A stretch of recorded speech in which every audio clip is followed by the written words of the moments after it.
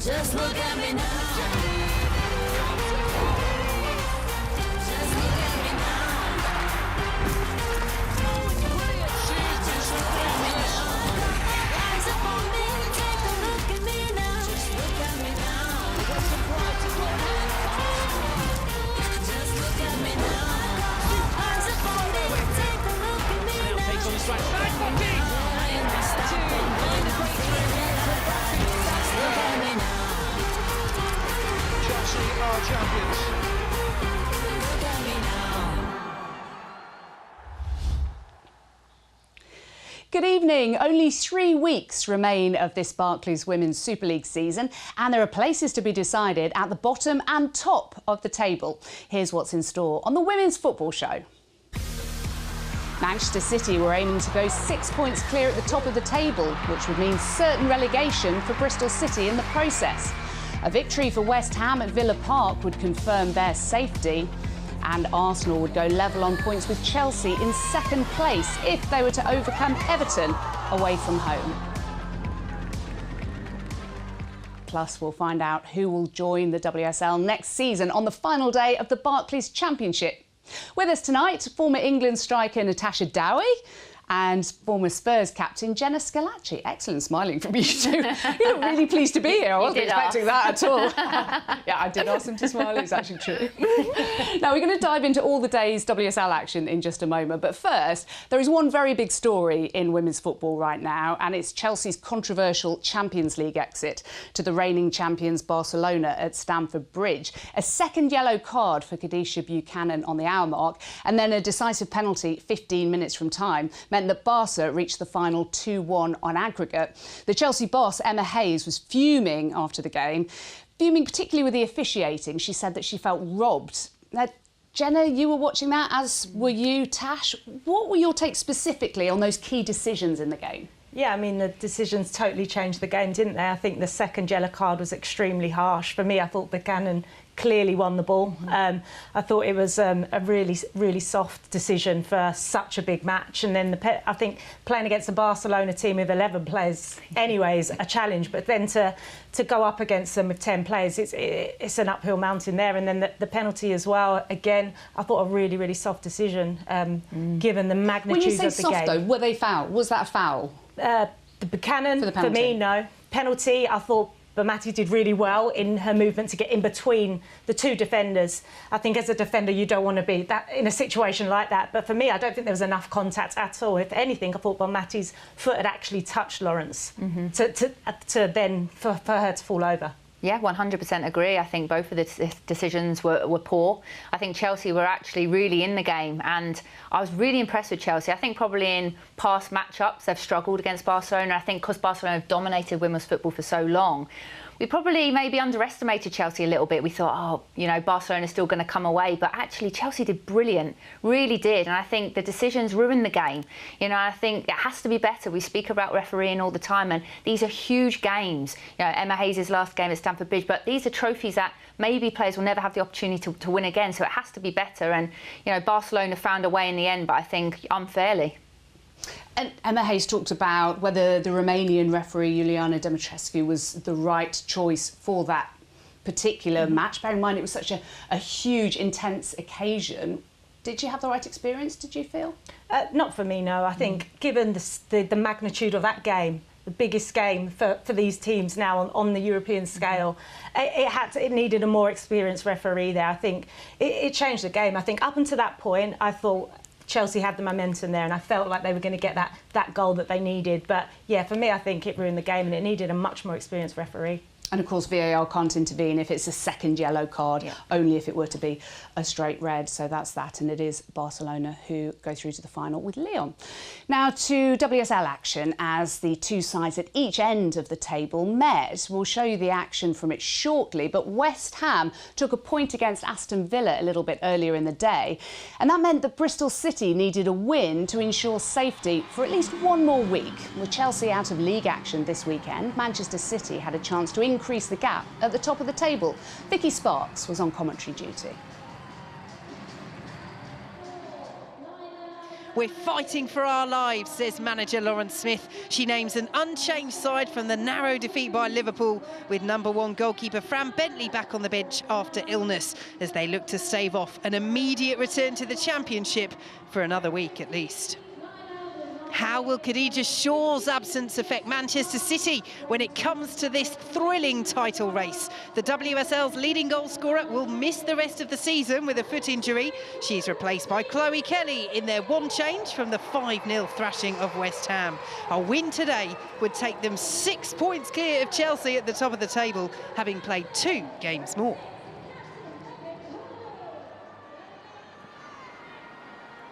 Kennedy. Alexandri cuts infield nicely away from Napier. Now uses Fowler. Here is Kelly. Clever ball to Fowler, who has the space. Can she pick out a teammate? Yes, she can. It's well blocked away. Kelly on the follow-up. And Yana is right behind it. Well, she's getting into all the right positions, Chloe Kelly. Alexandri. Spots the run of Chloe Kelly. Kelly's delivery laid off to him. And again, straight at Shea Yanes. Just can't find the finish at the moment, Manchester City. Beautiful layer from Coombs. Sets him up perfectly. Head in her hands for the former Bristol City player. She knows that was a good opportunity. Fowler. Wahhabi's on the move. Here she is, Leila Wahhabi. Clark was in there. And once again, Yanes is there to deny Lauren Hemp. Hemp's diving header.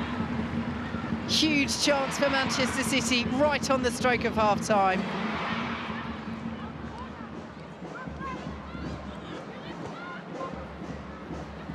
Picked up by Lauren Hemp, charged down. Bristol City putting their bodies on the line as they have to do. Syme trying to spring the counter. Greenwood sends it forward for Manchester City. Here is Fowler. Wahhabi pulling off in space. Fowler's delivery instead was a good one. And how has that not gone in? What an opportunity for Lauren Hemp. Oh, she's got to stick that away. A player of her quality. And she miscues the shot.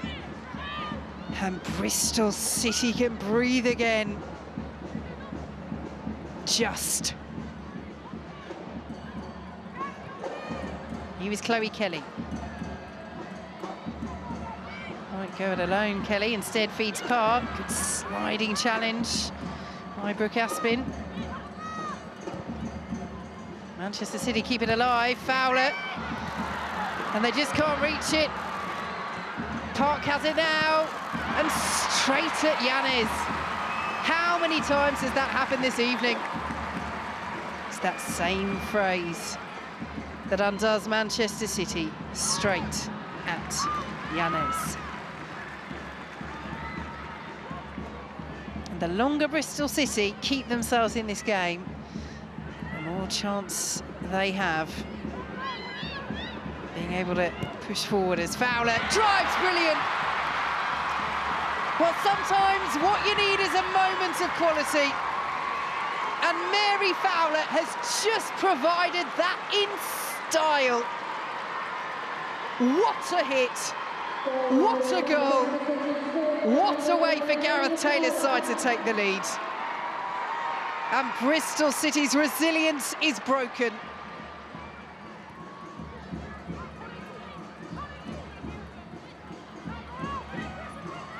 Here goes Kelly. And the header from Hemp. Is another chance wasted. Agonisingly close. Greenwoods. Hasegawa. Neatly through to Park. Now Kasparov. Hemp. They're asking for it in the middle. Fowler's made the run. And that will do it for Manchester City. They're heading 6 points clear at the top of the WSL. 2 for Fowler, 2 for his side. And Bristol City are championship bound. Well, they have had to work so hard for this, Manchester City, make no mistake. But this is a lovely finish from Fowler. The clinicalness that has been missing from much of this City performance, she's found it all right in this second half. Wahabi. Kelly. Oh, that's a lovely delivery, and the header across is in for an own goal. So cruel on Bristol City and Amy Rogers. And she knows the game is up. They have fought so hard in this match, but it is all starting to unravel. She knew the danger was in there. She felt she had to get something on it. The irony is, it had gone past all of those City players that were poised to stick the ball in the back of the net. And it's 3-0 Manchester City.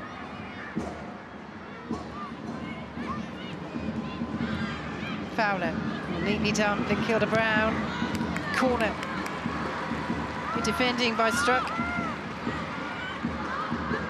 But a chance for Manchester City to find that fourth goal. And they do have the fourth. Alex Greenwood congratulated. And Manchester City finish with a flourish. Well, for a while it was all about getting the breakthrough to secure the 3 points. But in the end, they're giving their goal difference a healthy boost as well. All smiles for Gareth Taylor. Bristol City battled bravely, but they are down. The great escape from relegation proves too much for them. It finishes Bristol City 0, Manchester City 4. It's so difficult. People just expect you to turn up and win 5, 6, 7-0, and that can happen, but it's really difficult, and it's the hardest thing is to score a goal. And fair play to us, we turned the screw a little bit in the second half, so that's very pleasing. And you know, the players at the front end provided a lot for us with good stability at the back from the likes of Alex and Laia. We have to start looking at what next year looks like. You know, I'll be working with the chairman to make sure that we do what we need to do to make sure that we are stronger next year. We have to continue to build, and that's on the pitch, off the pitch, and to make sure that our fan base is as incredible as it is right now next year. I think all of us as a club are part of that, and we will be looking to make sure that we continue this trend and this excitement about women's football in Bristol. For the way we played in the first half, I'm happy coming here and taking 1-0, and you have to give great credit to Bristol because they made it really tough for us. So, yeah, to come away with more is fantastic. Yeah, that's a relieved man in the end there, isn't it, Gareth Taylor? Good win in the end, but sad scenes there. Fabulous crowd at Ashton Gate for Bristol City. Just came up short on the pitch.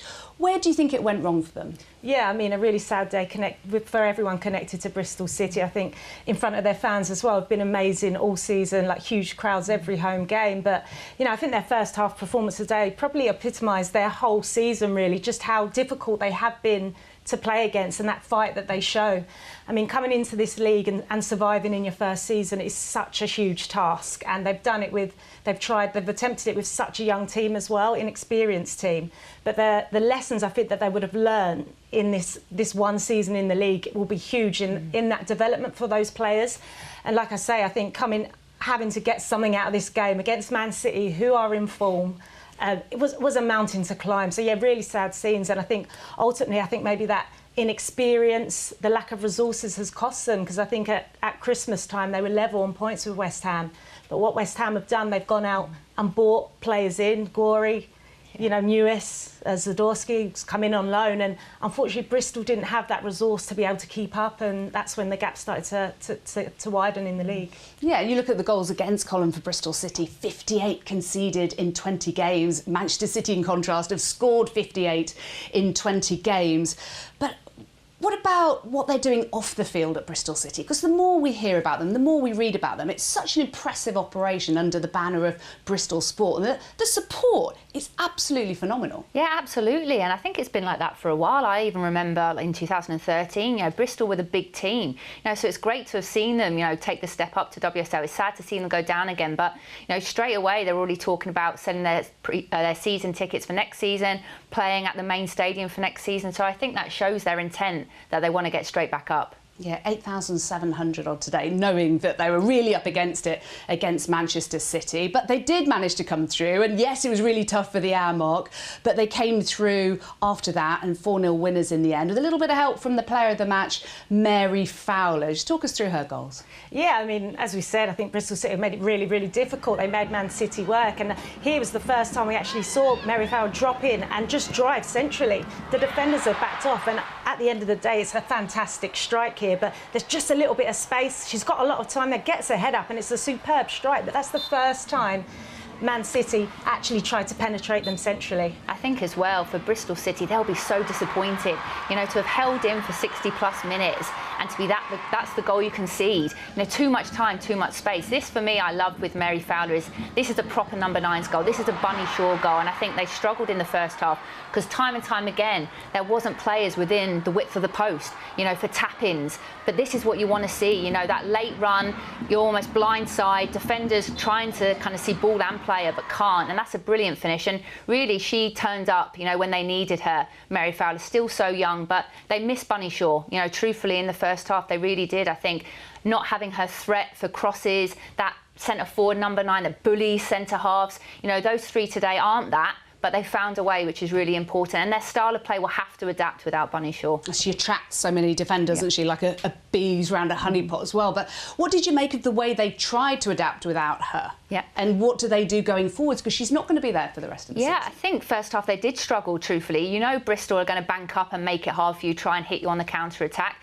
I think there was wasted chances. They did create chances, City, but they didn't take their chances. But there was 2 or 3 moments when we watched the game back, where there's been cutbacks, and if Bunny Shaw's playing, she's reading that, she's got tap-ins, but players weren't anticipating that. I also think what I said earlier about the crosses, that's a different element that they don't have when Bunny Shaw isn't playing. The amount of goals that she's scored with her head, but also that target player, that's someone that you can work off. If you need to go long maybe and release the pressure a little bit, they haven't got that player. So it's going to be hard. I fancy them, against a couple of teams they've got coming up, but Arsenal is the one team that I just think that could be a problem for City without Bunny Shaw. Yeah, 14 WSL wins in a row, 48 goals scored, 8 against. And they still might not win the league, for goodness sake. It's all possible. Wow.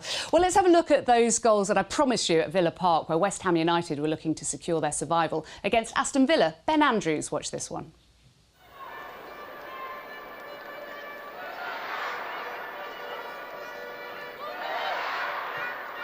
Jess Zhu, their head up.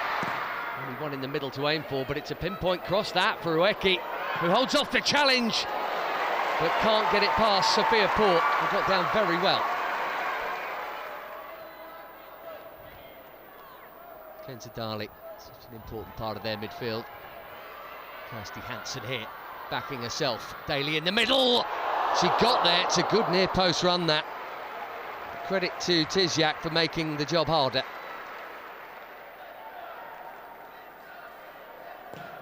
Corner is deep, and I say he got up there and it's wide. That's a big chance.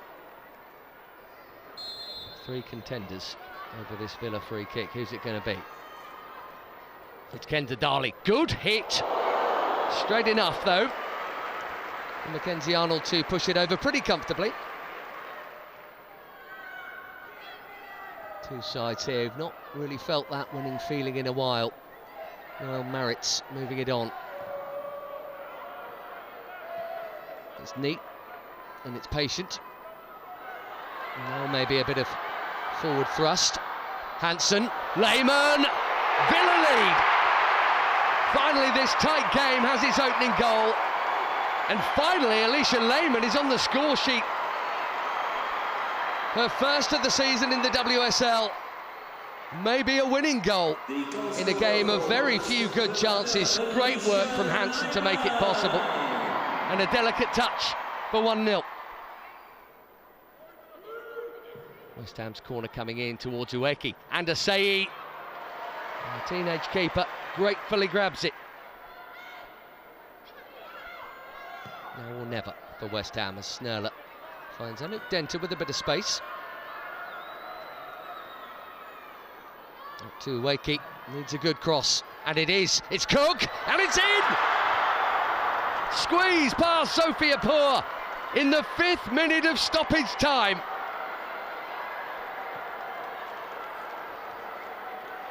Shannon Cook's first senior goal. And it has pinched the latest of late points for the Hammers here.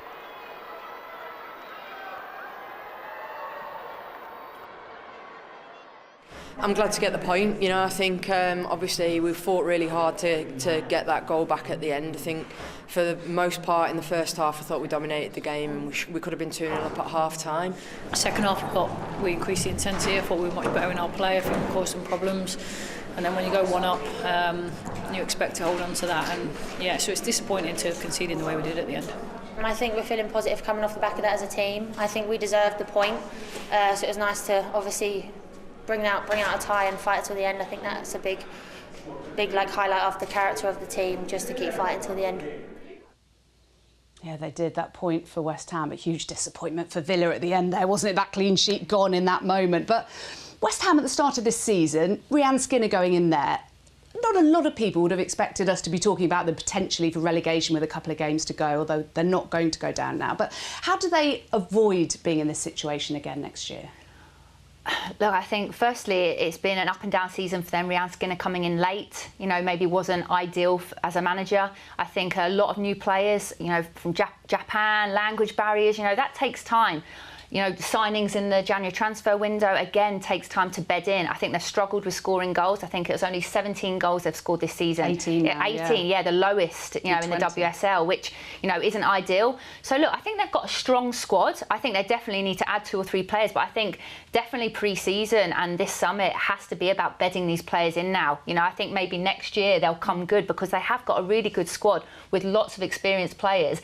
But ideally, they need a goal scorer. I think that's where they've really missed someone, that out-and-out number 9, that ruthless goal scorer. I think they have been creating a lot of chances, haven't they? And it's just that clinical edge and, you know, that ruthlessness that they're missing, but they are creating. So that's a positive for them to work on going forward. Yeah, luckily goal scorers are nice and cheap, aren't they? They don't cost very much. But no, they certainly do need someone with, bearing in mind that they have really struggled and needing to keep key international players fit as well. They've struggled on that front. Or they can just get a young defender and stick her up front for the last few minutes and then she'll score in the 95th minute. Yeah, I mean, they're fighting right to the end here. They're talking about that character, and it's young Shannon Cook who actually busts the gut to get into the box.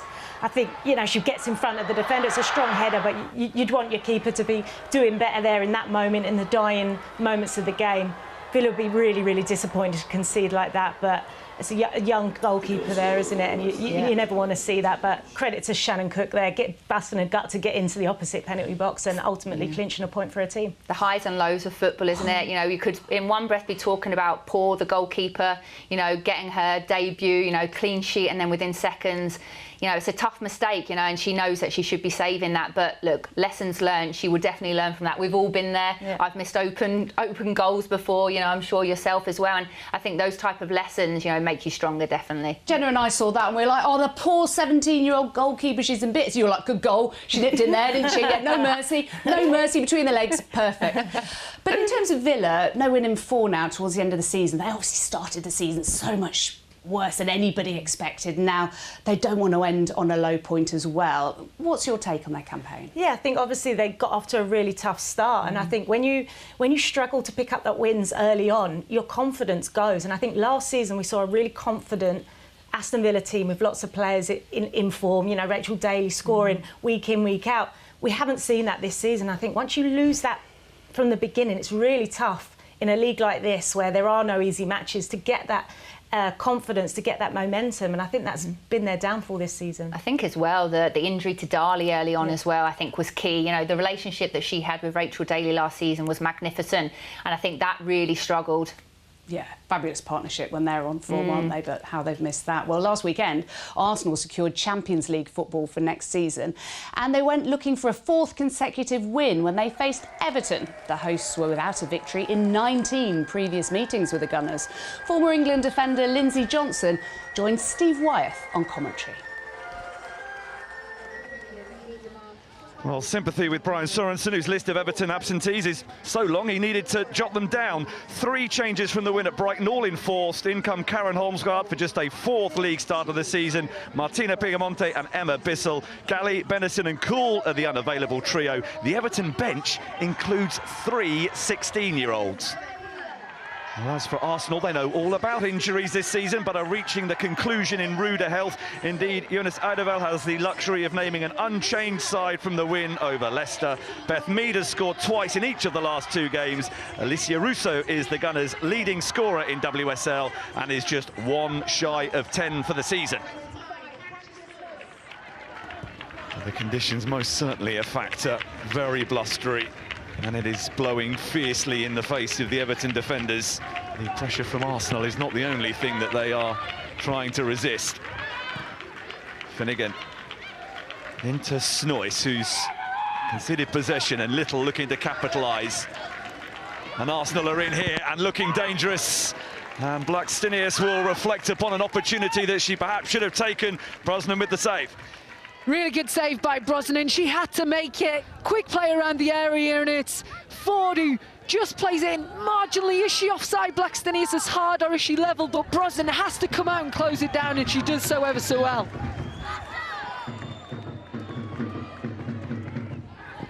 This is Karen Holmsgaard. Bissell. And it's off Catley for a corner. Some Everton pressure finally, and it has at least produced a set piece in their favour.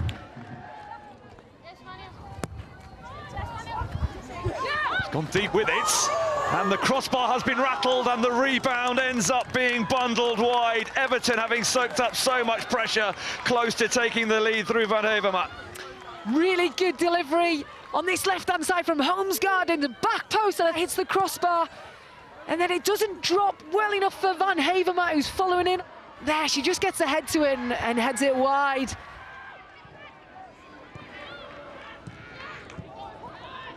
Wheeler. This time has it taken away from her. Blackstenius. Mead is there. Blackstenius once more. Surely this time Ford didn't make the required contact. She should have done better. She'll be disappointed that she doesn't make a real connection with that.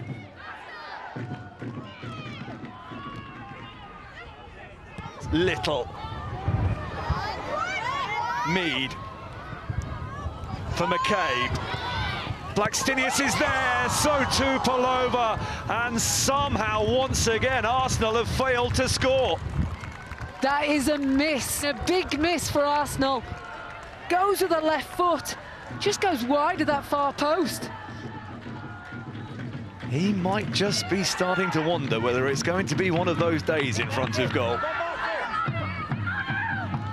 10 minutes and change remaining of the 90 for Arsenal to get the goal they've been striving so hard for. Lacasse, one of those who hasn't taken an opportunity. Mead, and finally it is in. A long time coming, but the goal that Arsenal have threatened has been delivered by Alessia Russo, who once again is the player in the right place at the right time to score her 10th goal of the season in WSL to make it Everton 0, Arsenal 1. And it has been coming. Arsenal have had lots of opportunities in this second half. Chloe Lacasse lays it in. Beth Mead comes in from that outside post, but Brosnan makes a fantastic initial save, doesn't she? But Russo first to that ball. It has been coming, Steve. Dale in pursuit of the ball. Catley there for Arsenal, but Dale wins the race. And Everton aren't done yet and have won themselves a corner. It's the heavily populated penalty area again as the corner is delivered. Fox can't get it away, and it's in! And what a moment that is! Would you believe it?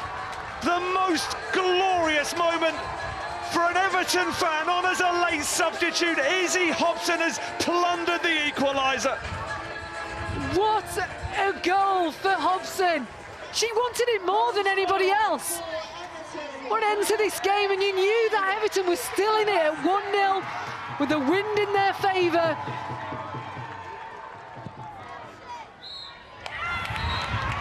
Well, Arsenal might just have to accept that that is that in terms of their challenge for the WSL title. Instead, the player writing the story, Izzy Hobson, a 16-year-old, scoring her first senior goal for the club she's supported all her life. It is finished. Everton 1, Arsenal 1. I think overall the performance is good enough for us to be winning the game. I think we're wasteful with the chances that we create today. That's something we need to work and improve on. 1-1 is fair enough, but a little gutted that we didn't have that luck and could get all the 3 points. But you know, it was a good performance overall for all the girls. Well, I've been at Everton for my whole life, so it's even more special scoring. I obviously didn't expect to come on and score, but so excited to hopefully get more opportunities now after scoring. But yeah, I'm just so happy. Izzy Hobson, oh, that's just fabulous. It's a great story, isn't it? I thought, with all those 16-year-olds on the bench, I thought, well, he's just filling the bench, isn't he? But no, he's actually put one on. And she's only gone and scored so late on. How impressive was that? Absolutely, you know, it's the best feeling, you know, scoring goals anyway, let alone against Arsenal, let alone on TV, you know, and getting that equaliser. And it's the desire that I loved here. This is against Emily Fox, who's a USA international player, and she's shown more desire. I'm not too sure what Fox is doing. You know, part of me thinks is she trying to shield and almost block the player, but you've got to go and attack that there, you know. You're fighting for the title, you're still in the running, you know, show that desire, that's your zone. And a 16-year-old kid has come on and, you know, showed a bit more desire in that moment. It's incredible, isn't it? And she's become the youngest ever goal scorer in the WSL as well now. 16 years, 180 days. That means that she was born in October 2007. Wow. I feel old. Yeah, I was going to say. That was the last time I was in the studio. It was about... Honestly. Incredible, isn't it? Well, look at those two that she's in the company of. Lauren Hemp and Georgia Stanway. I mean, they're only senior internationals and Euro winners. I mean, no pressure on you, Izzy. Don't worry about it, my love. But anyway, fabulous to see. And in terms of Arsenal, real day of frustration for them, wasn't it? Jonas Eidevall there talking about not being clinical enough. And they really, really weren't until late on. Yeah, this is familiar for me watching Liverpool men play at the moment. You know, it was massive chances missed, and these are players that are normally so clinical. You know, this one here for me, wrong foot. You know, you've got to use your right foot there. You know, step in. But these are big chances, not half chances. And I think the hardest thing in football is to create chances. So credit to Arsenal, the amount they created today. But you've got to take one of these chances here, and eventually, you know, they got the goal. You know, Russo there in the right place at the right time, and you know, I think, you know, Arsenal, they were going wide quite a lot, and you know that's their strength with the players that they've got. You know, I think Russo probably hasn't hit the ground running for Arsenal. She's come up some big goals when they've needed it. But yeah, I just think it should have been done and dusted first half. The amount of chances they created, you know, I think they'll be really disappointed because they were still in with the title. You know, it wasn't over. Mathematically now it is, and I think that's a game that they had to win today. Yeah, and they went out of Champions League qualifying back in September, so they've had all that time free. They did win the Conti Cup. How do you assess their season, really briefly? I think, given how early they did get knocked out of that Champions League, the focus was on the WSL title there. I think ultimately they have failed to be ruthless in front of goal where other teams above them have. I think today's a prime example. 17 attempts, 6 on target. OK, work to do for next season. Well, 2 more matches to bring you now. Leicester aim to end their 5-match winless streak when they face Manchester United. And Brighton travel to Tottenham. Emma Jones talks us through the best of the action.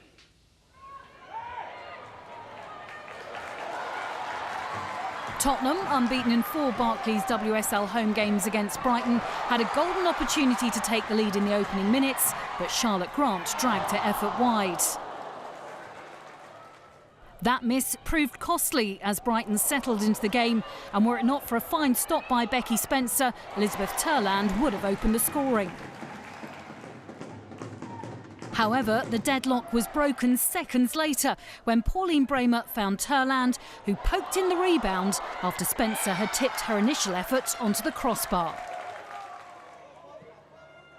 The hosts responded well, but in a cagey contest were unable to create a meaningful response until the 81st minute, when substitute Ashley Neville's cross was steered in by Beth England. Robert Villaham's side stepped up the pressure late on and almost snatched the win when England's strike rattled the crossbar. But it finished a point apiece. Brighton do a good game, and I think we start the game good, but then they score that goal and they have some good momentum. But we find ways to get back in the game, and we almost go for the win as well. But good character, not the best game, but some phases of it is good anyway, though. Manchester United had won their 2 previous Barclays WSL away games against Leicester City, and they enjoyed the better of a lively first half on Sunday. Yanila Leipzig with a fine stop to deny Leah Galton. Leipzig was called into action again when Jace beat Janice Cayman, but the Leicester shot stopper was equal to the challenge with an outstretched leg.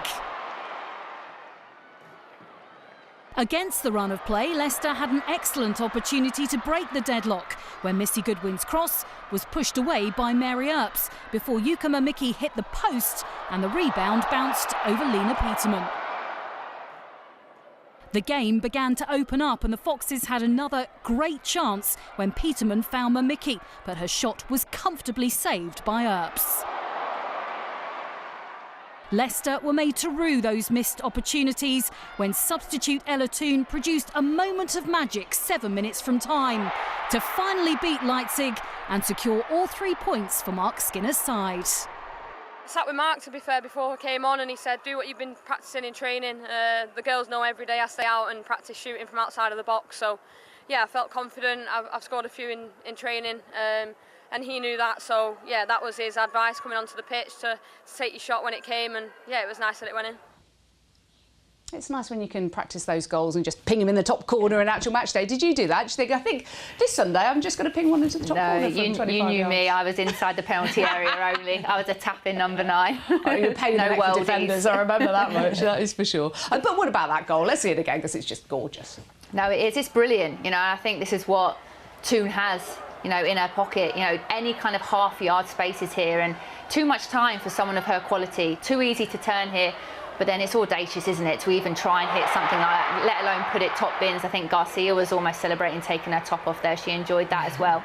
But we've seen this so many times from Toon, and, you know, look, I'm sure she does practice. You have to, you know, goals are the hardest things to do in football. So, yeah, absolutely, training ground, practice, practice, practice. Are you having that, former defender, Jenna Scalacci, are you having that goals are the hardest thing to do, yeah? Nah, never. Defending. Yeah? That's why strikers get paid the most. So. You get paid more than her tonight? Is that how it works? Does it carry on into defenders? Poor defenders. And what about Elizabeth Turland? How much would you not like to be facing her? Yeah, I mean, she's got everything, hasn't she? And for this Brighton team, she's been fantastic. Their target player here, really powerful header initially, but does well. First one to react in the box. I think Tottenham will be disappointed with the defending there. Becky makes an excellent save, reaction save. But yeah, that's what she does best, isn't she? She's just in that box, ready to pounce and the most alert there. 13 goals for a mid-table team. That is brilliant. And she scored last season as well, so they need to make sure they keep hold of her. Yeah, excellent play. Well, let's see how the Barclays Women's Super League table looks heading into the penultimate weekend. Manchester City's win means they're 6 points clear of Chelsea in second. Chelsea do have 2 important matches in hand, though. Arsenal 8 points behind the leaders, which now means that they are officially out of the title run-in. Manchester United are 3 points clear of Liverpool in fourth, and confirmation of that relegation for Bristol City. Well, in the final day of the Barclays Women's Championship season, Crystal Palace secured promotion to the WSL for the first time in their history. Their match with Sunderland finished goalless, but that didn't dampen the party at all. Amy Everett lifting the trophy in front of a record crowd at Selhurst Park. That's over 6,500 fans. Huge congratulations to Crystal Palace. First time ever in the WSL. And their manager, Laura Kaminski, has done it in her first season as a head coach. Jenna, you know her from your time at Tottenham when she was an assistant there. What are those character traits that have made her so special this season? Yeah, I mean, first and foremost, she's an unbelievable person. You know, everybody absolutely loves her. Look at that smile there. But yeah, a fantastic coach. And as you say, this is her actual first season as a head coach. She's been assistant at Tottenham, at Charlton, and it's her first season to turn it around. You know, I think and get promotion in your first season is incredible. And she was part of our team when we got promotion from the Championship, so I know she'll be partying hard tonight. Yes, she will be. She sounds really fun, by the way. So welcome to the WSL, Laura Kaminski. Well, here's the remaining results from the Championship. Charlton ending their campaign on a high with a 2-0 victory over Southampton. Watford put on a fine display to end their time in the league, for now at least, beating Reading by 3-2. London City Lionesses came out victorious in another 5-goal thriller. Durham and Blackburn also closed off their respective campaigns with 3 points. And here's confirmation of the table. Crystal Palace at the summit, 1 point ahead of Charlton, but with a comfortable goal difference. Sunderland and Southampton make up the top 4. Reading finished their first season in the Championship in 10th place. Lewis and Watford relegated and will be replaced by Newcastle United and Portsmouth next season. Well, there's plenty to look forward to here on the BBC. Live coverage of the World Snooker Championship continues tomorrow on BBC Two from 1 p.m. Chelsea return to WSL action on Wednesday as they travel to face Liverpool. Live commentary will be available on BBC Sounds from 10 to 7. Also on Sounds, best friends Ella Toone and Alessia Russo reunite for their brand new podcast. And if that doesn't tempt you, then this might. Hello, Nan. It's Ella. I've got some big news. The England duo Ella Toone and Alessia Russo today announced they're reuniting for a brand new podcast. Oh, this once inseparable duo are now not just back, but stronger than ever. Someone's given them to a podcast. Are you joking? That's nice. A Toone and Russo podcast. I am so in. All I want from Ella is... You've never called me that before. Toonie! Ella Toone and Alessia Russo are back on top. What? Who's reffing that? It's me. You heard it here first. I'm going to be Toonie and Russo's third wheel. Nothing is off limits. Is that right? Well, apparently so, yeah. Can't fall out now, can they? They can't. They're going to be best friends forever. Thank you, the pair of you, Tash and Jenna. It's been a pleasure. So the situation at the bottom end of the WSL table has been confirmed, but there's plenty of room for drama at the top end. We know the trophy is going to a blue team, but what shade will it be? We'll find out soon. Good night. A must-win game, certainly for Bristol City. Sometimes what you need is a moment of quality, and that will do it for Manchester City. They're heading 6 points clear at the top of the WSL, and Bristol City are championship bound.